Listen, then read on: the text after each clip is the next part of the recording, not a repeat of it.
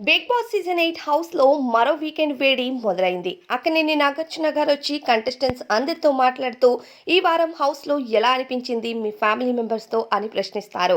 ఆ మాటకి house mates అంతా చాలా హ్యాపీగా అవుతూ సార్ చాలా చాలా హ్యాపీగా ఉంది అంటూ సమాధానమిస్తారు. ఆ తర్వాత ఏంటి నిఖిల్ మీ మదర్ వచ్చింది ఎలా అనిపించింది అనేసరికి నిఖిల్ చాలా హ్యాపీగా అనిపించింది సార్ అని చెప్తాడు. ఆ మాటకి ఇక నాగార్జున గారు మీ అమ్మ కూడా నీలా చాలా యాక్టివ్గా ఉందయ్యా, చాలా బాగా మాట్లాడింది. అసలు ఈ హౌస్‌లో మీ మమ్మీ నీకు అదృష్టం దక్కిందనే చెప్పాలి. ఎందుకంటే మీ మదర్ హౌస్‌లోకి వచ్చి వండి పెట్టింది. అందరికీ బాగా తినిపించింది. అది నాకు చాలా బాగా నచ్చింది అంటే, అవును సార్ మా అమ్మ చాలా యాక్టివ్‌గా ఉంటారు. నేను ఇండస్ట్రీలోకి వచ్చినప్పుడు కూడా మా ఇంట్లో నాకెవ్వరు సపోర్ట్ చేయలేదు. కానీ మా అమ్మే నాకు ముందుండి సపోర్ట్ చేసేది. ఎప్పుడు ఫోన్ చేసి ఎలా ఉంది అని అడిగేది. మా అమ్మని ఇలాంటి రియాలిటీ షోకి నేను తీసుకురావటం నాకు చాలా హ్యాపీగా ఉంది సార్. అది కూడా నేను చేసుకున్న విజయాల్లో ఇది పెద్ద విజయం అనిపిస్తుంది. ఇంతకంటే జీవితంలో ఇంకేం కావాలి సార్ అంటూ నిఖిల్ చెప్తాడు.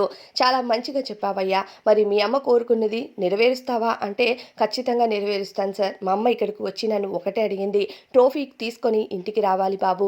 చాలా కష్టపడుతున్నావు, బాగా ఆడుతున్నావు అని చెప్పింది. చాలా హ్యాపీ సార్ అంటే, ఇక మరి మీ అమ్మ చెప్పినట్టుగానే ట్రోఫీ తీసుకొని వెళ్తావా నిఖిల్ అంటూ నాగార్జున గారు ప్రశ్నిస్తారు.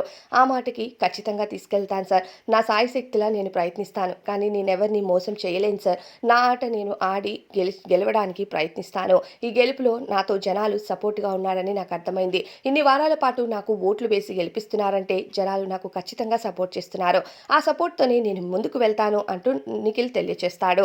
నిఖిల్ మాటలకి నాగార్జున గారు కూడా చాలా ఆనందమయ్యా నీ మాటలు విని. మీ అమ్మ వచ్చినందుకు మీరు హ్యాపీగానే ఫీల్ అయ్యారు కదా! మరి సరే అయితే వేరే వాళ్ళతో మాట్లాడదామా అంటూ నెక్స్ట్ కంటెస్టెంట్ దగ్గరకు వెళ్తారు. మరి దీనిపై అభిప్రాయం కామెంట్స్‌లో చెప్పండి.